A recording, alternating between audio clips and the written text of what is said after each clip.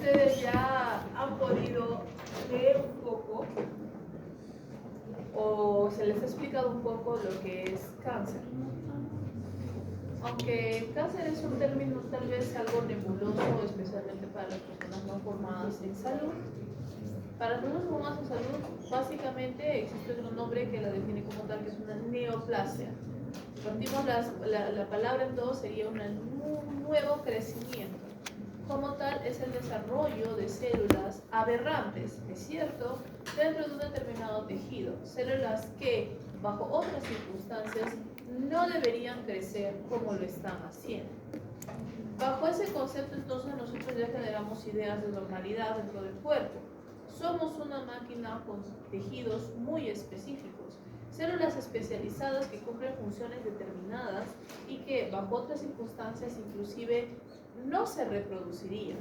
Células encargadas solamente de funcionar, por ejemplo, las neuronas, por ejemplo, los islotes de Langerhans, por ejemplo, los hepatocitos, y así reducimos en un organismo ya desarrollado como es un ser humano adulto solamente regiones muy específicas de reconstitución o crecimiento celular, como puede ser el cabello, específicamente el folículo piloso, porque si el cabello ya es queratina muerta, pero el folículo piloso son células vivas que van empujando a los cadáveres celulares y haciendo crecer el cabello, que es lo que vemos nosotros. Pueden ser las uñas, puede ser la piel, que se regenera constantemente, y no solo el tejido tegumentario externo, también estamos hablando de los epitelios de órganos internos, y también podemos tener en la médula ósea células hematopoyéticas que están dividiéndose para reconstituir a nuestros componentes sanguíneos, ¿no? Entonces, tenemos sí grupos celulares que deben dividirse y grupos que no deben hacerlo. En este caso, para que puedan entrar en este estadio aberrante, la célula va a tener que saltarse ciertos pasos y puntos de control. El primer punto de control importante es el llamado G sub 0 o el llamado secuestramiento del ciclo celular, Cell Cycle Arrest. ¿Qué significa un secuestramiento del ciclo celular? Son células a las cuales, a través de expresión genética, se les ha prohibido dividirse y simplemente se dedican a cumplir sus funciones metabólicas. Aquí son los ejemplos de los dicho que son células que no se recuperan para nada, ¿no? Mientras que existen otras células que de cuando en cuando se liberan de este arresto celular a través de la expresión de ciertos genes y entran en una fase de división celular que está constituida por la fase G1, que es una fase relativamente larga, donde tenemos la reproducción de proteínas y organelas necesarias para la división celular, y también un punto de control que determine que todas las organelas, citoesqueleto y demás está listo para proceder a la división celular. Y luego viene la parte más complicada, que es la fase S, que es lo que ustedes han conocido en primera fase como la replicación del genoma, donde la ADN polimerasa empieza a copiar a partir de la cadena madre molde. Una vez que ha terminado o está a punto de terminar la fase S, entramos a la fase G2, que es el conocido punto de control o checkpoint, donde se revisará la copia nueva de material genético para buscar mutaciones, huecos y ser reparados a través de las estrategias de reparación celular que ya hemos visto en segunda fase. Este proceso, como pueden darse cuenta, ocupa prácticamente un 40%, no tanto, un 30% por ahí, 32, 35% de la división celular. Es decir, la célula no entra en mitosis hasta que esté completamente segura de que el genoma se ha copiado correctamente. Y recién ahí entramos a la parte más pequeña del proceso, que es lo que ustedes conocen como la mitosis, con sus respectivas fases, ¿no? Entonces, los puntos de control son indispensables en una célula. Sin embargo, y lo curioso es que cuando una célula se vuelve maligna, se vuelve neoplásica o se vuelve cancerígena, como quieran llamar, estos puntos de control van a reducirse o literalmente perderse. Es decir, la célula va a dividirse sin control, sin medidas ni reparaciones. lo que hará un efecto de bola de nieve, que hará que a medida de que esta célula se divide cada vez más, las células se vuelven progresivamente más aberrantes, lo que hace que normalmente muchas neoplasias comiencen como algo que se denomina neoplasias no malignas. La clásica neoplasia no maligna es un lunar o una verruguita, ¿sí? Y procedemos a neoplasias malignas, las cuales son células aberrantes, altamente agresivas y que consumen una gran cantidad de energía que no les basta haber crecido.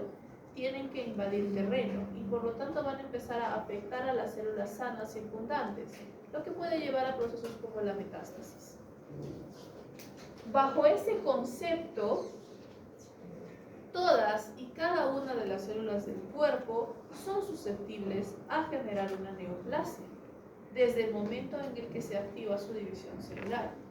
Dentro de las características o las agrupaciones de neoplasias podemos tener los sarcomas, donde está el tejido mesenquimatoso, podemos tener al carcinoma, donde está el tejido epitelial, y podemos tener a los linfoides o los linfomas, donde está el tejido hematopoyético y linfoide. Dependiendo de la severidad, también se puede clasificar a los tumores y cánceres por su capacidad o su agresividad, lo cual va a afectar directamente en el proceso de remisión, lo que conversaba con sus compañeros. El cáncer es como una enfermedad, como una película de zombies, de apocalipsis zombie. ¿Sí? Surge uno y empiezan a surgir varios, porque van comiendo a todas las personas y las van transformando. ¿Cuál es la única solución en un apocalipsis zombie? Matarlos. Ustedes saben de que si solamente me dedico a sobrevivir, eventualmente los zombies me van a agarrar. No solo eso, la población sana desaparece. Eso no lo puede tolerar el cuerpo, ¿sí? Eso es lo que lleva a la muerte a muchas personas, el tratamiento que no remite. Por lo tanto, tenemos que desaparecerlos, a todos. Y si no desaparezco, aunque sea a uno solo, ¿qué sucede? Otra vez empieza, ¿verdad? Tengo que desaparecerlos a todos. Obviamente en una película de apocalipsis zombies es fácil porque son personas, pero en el cuerpo, ¿qué certeza tenemos que hemos desaparecido hasta la última célula cancerígena del cuerpo? No tenemos ninguna certeza.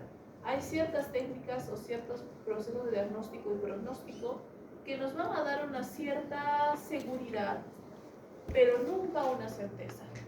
Ni la cirugía nos va a dar una certeza. De hecho, la cirugía es un tema, la cirugía oncológica es un tema un poco delicado, porque algunos tumores son fácilmente contenibles, como es un órgano en sí mismo, que si queremos tomar una biopsia, prácticamente estamos rompiendo la burbuja y produciendo mayores problemas.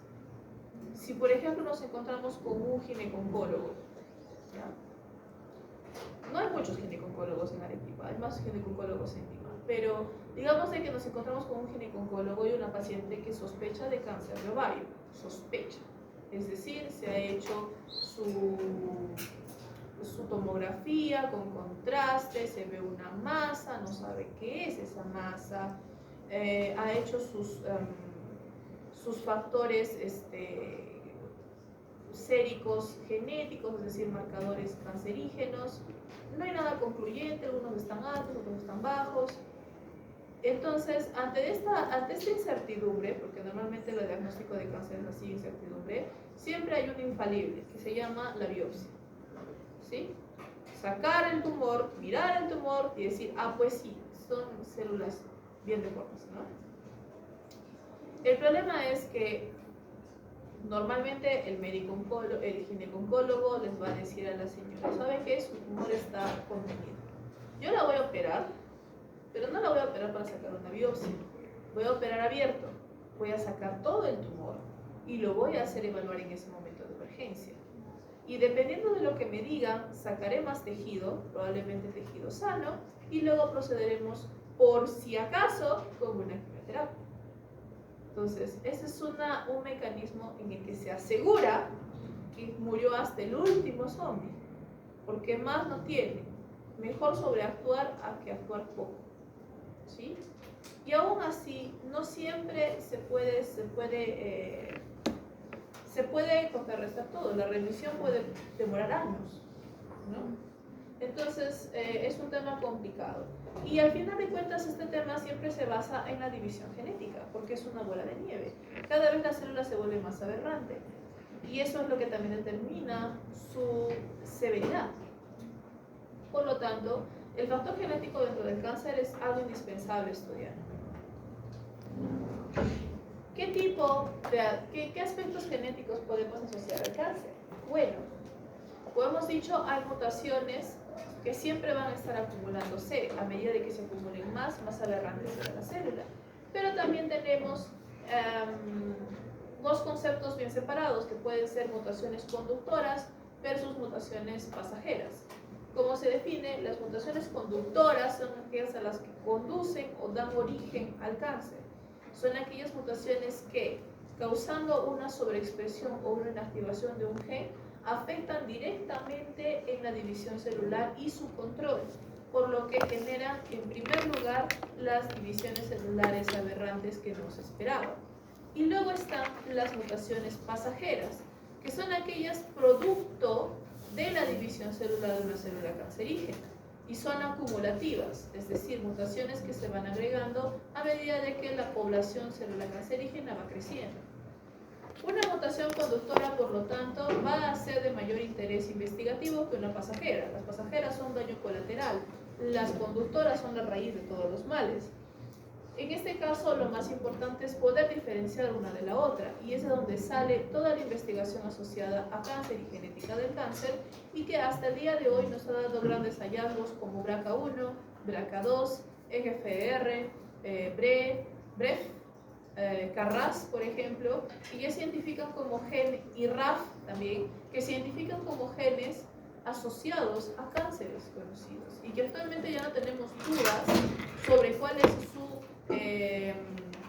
su papel dentro del cáncer. Literalmente, directamente los evaluamos y si hay algún problema ya podemos hacer un diagnóstico altamente temprano y hasta un asesoramiento genético. Solamente para recordar qué tipo de mutaciones podemos tener que contribuyan a una mutación conductora, podemos tener SNPs, que si se acuerdan son las variaciones o polimorfismos del nucleótido único, incluyendo deleciones, repeticiones, sustituciones, etc. Mutaciones pequeñas que no serán del nucleótido único, pero son unos cuantos nucleótidos, especialmente aquellos que suelen caer dentro del CDS y por lo tanto afectan directamente a la funcionalidad de una proteína.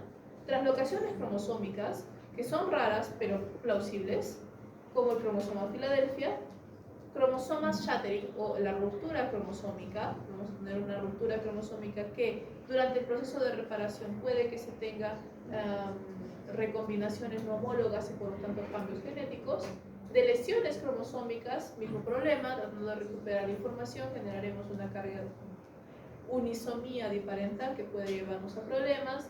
Y duplicaciones cromosómicas también. La diferencia en la carga genética nos puede llevar entonces a la sobreexpresión y sobreactividad de algunos genes.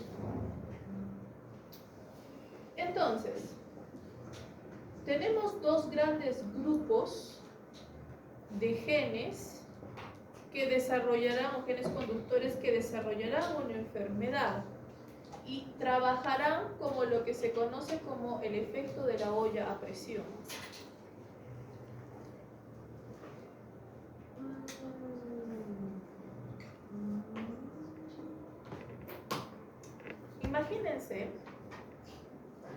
Imagínense que están trabajando en un laboratorio y que están usando un autoclave a vapor. ¿Cómo funciona un autoclave a vapor? Es una olla gigante, una olla a presión gigante en la que ponen agua al fondo, ponen sus elementos a autoclavar, lo prenden y cierran el vapor y tienen un barómetro. Normalmente el agua acumula vapor hasta que el barómetro me muestra aproximadamente unos 120 milímetros de mercurio, perdón. Y ahí es donde hemos alcanzado una presión tal que el punto de ebullición del agua ya no es 100. Ya me acordé, es 2.5 pascales. El punto de ebullición ya no es 100, es 121. A esa temperatura muere todo. ¿Sí? Por lo tanto, estamos forzando presión para que aumente la temperatura y podamos autoclavar. Eso significa de que pasar agua caliente a su plato para que ya no tenga bacterias no sirve. Ok, entonces, ¿cuáles son algunos de los criterios de protección durante un autoclave? Obviamente, no lo dejen desatendido. Tienen que fijarse que no sobrepase la presión y no se eleve más la temperatura, porque tranquilamente podría explotar. Tampoco van a olvidarse de cambiar el agua, verificar que haya suficiente agua dentro del sistema, porque eventualmente si el agua se acaba, el vapor no se condensa, se sobrecalienta. ¿Qué sucede en los reactores nucleares? Cuando el vapor de agua se sobrecalienta, es más peligroso que el fuego. No lo va a enfriar nada, se transforma en prácticamente hidrógeno, es una bomba. ¿Sí? Entonces, tampoco es recomendable que suceda algo así. Y a pesar de todo, digamos de que están sin supervisión y cometieron todos los errores del mundo. Usaron su olla a presión, su autoclave, no le pusieron agua nueva creyendo de que tenía agua porque sonaba agua adentro, pusieron sus cosas, lo cerraron, lo prendieron, se salieron al baño y cuando regresaron se quedaron encerrados afuera. Hemos establecido el drama. A partir de este punto, ¿qué va a suceder? La presión va a subir, la temperatura va a subir, el agua va a ebullir y se va a acumular vapor. Y otra vez, la presión va a seguir subiendo, la temperatura va a seguir subiendo, el agua va a seguir generando vapor hasta que ya no haya agua, solo haya vapor. Y la temperatura y la presión va a seguir subiendo y el vapor se va a poner cada vez más caliente y va a seguir subiendo y va a seguir subiendo. Un ciclo repetitivo de seguir subiendo hasta que el sistema ya no soporte más y ¡pah! ¿Sí? Bien, acá tenemos, como hemos dicho, dos condiciones. Una son los genes que van a ser los genes supresores de tumores, que son genes específicos sobre la proliferación celular o apoptosis, cuyo trabajo único es regular el ciclo celular, especialmente de forma negativa. Son los que paran el sistema. En este caso, vamos a tener genes asociados a la regulación del ciclo celular, a puntos de controles en el mismo, señalización de la proliferación celular, especialmente aquellos que bajan esa señalización o controlan esa señalización para que alcancen o no alcancen a la célula. Podemos tener, por ejemplo, factores de transcripción, podemos tener las quinasas, podemos tener la vía Wnt catenina, podemos tener a las proteínas G, receptores acoplados a proteínas G, etc. También tenemos aquellas de diferenciación y supervivencia del linaje, entonces van a ser factores de transcripción que van a proteger linajes específicos, secuestramiento del ciclo celular y finalmente la apoptosis, es decir, muerte programada. Por lo tanto, si estos genes desaparecen, tenemos problemas. Desaparecieron los frenos. ¿Sí? Y por el otro lado tenemos ahora sí a los denominados oncogenes, que son genes asociados a... los oncogenes, que son genes asociados a incentivar la proliferación celular, y aparte otros genes que tienen efectos globales en la integridad del genoma, que van a ser genes asociados a la reparación del genoma, a la recombinación homóloga, a la recombinación no homóloga, a la expresión génica, y por lo tanto, si están a la expresión génica, van a afectar directamente a la expresión de los otros, ¿sí? Entonces, ¿cómo se ve este ejemplo? Acá tenemos un caso completamente normal, y acabo con esto. Acá tenemos un caso completamente normal, es decir, tenemos un genoma que va a ser controlado por el epigenoma, por los cambios epigenéticos, para generar una expresión génica, que es lo que conocen ustedes como transcripción y traducción, ¿sí? ¿Quiénes afectan al genoma? Tanto las proteínas asociadas a la replicación como reparación del ADN, como las proteínas asociadas a la estabilidad y segregación de los cromosomas, es decir, la manipulación directa del genoma. ¿Quiénes afectan al epigenoma? Las proteínas encargadas de la metilación y la hidroximetilación del ADN, que va a afectar directamente a la expresión génica, y también las proteínas modificadoras de histonas bajo otros criterios que también están asociados a la expresión génica y a la hipercompactabilidad o baja compactabilidad de la cromatina. Tenemos la expresión génica, expresiones de varias proteínas. Proteínas que, regresamos al principio otra vez, están asociadas a la reparación del ADN, están asociadas a la modificación de las histonas, están asociadas a la modificación también o a la integración y sostenibilidad de los cromosomas. Entonces, técnicamente estamos viendo un ciclo repetitivo. El origen, el genoma, produce proteínas que regresan al genoma. Entonces tenemos un ciclo repetitivo. Si no es este ciclo repetitivo, tenemos otras proteínas adicionales que pueden ser entonces proteínas de punto de control, como control del ciclo celular, proliferación controlada, diferenciación terminal, es decir, secuestro del ciclo celular, o apoptosis. ¿Sí? Todos los factores presentes. ¿Qué sucede si tenemos entonces un punto de origen, una mutación en el genoma? Primero se verá afectado uno de los procesos. Tal vez el perfil epigenético que va a ser ahora anormal. Tenemos una pérdida de integridad del genoma, perfil genético anormal. Si tenemos un perfil genético anormal, las proteínas ya no se van a expresar correctamente. Dentro de esta mala expresión podemos afectar, por ejemplo, a proteínas de reparación del ADN, lo que desemboca otra vez en una mayor pérdida de la integridad del genoma, otra vez en un perfil epigenético anormal y otra vez en un problema de expresión génica. Y luego podemos afectar a más enzimas de modificación del RNA, entonces directamente al perfil epigenético normal. Se dan cuenta de que como la olla a presión, ese ciclo está yendo ahora en nuestra contra. Se acumula, cada vez afecta más cosas. Afecta a la regulación transcripcional de proteínas en microRNA, a enzimas de modificación histónica, a proteínas que controlan la segregación de los cromosomas. Y finalmente llega un punto de no retorno en donde tenemos la pérdida del control del ciclo celular, la proliferación descontrolada, la interrupción de la diferenciación y el fallo de la apoptosis y una célula cancerígena. ¿Sí? Esto significa de que la acumulación de mutaciones es lo que lleva a una célula cancerígena. Y también la acumulación de las mutaciones es lo que determina que una célula cancerígena tenga una cierta letalidad, un escape de los controles del cuerpo, una malignancia, lo que hace una célula sea más o menos peligrosa. Es por eso también de que ciertos factores externos que llevan a la mutación del genoma, no va a ser de que, por ejemplo, se quedaron hace mucho rato y le salió erisipela, ya, mañana tengo melanoma. No, esas son cosas que se acumulan a lo largo del tiempo. ¿Sí? Se acumulan a lo largo del tiempo. Muy bien, yo creo que ahora sí nos quedamos aquí. Son ellos.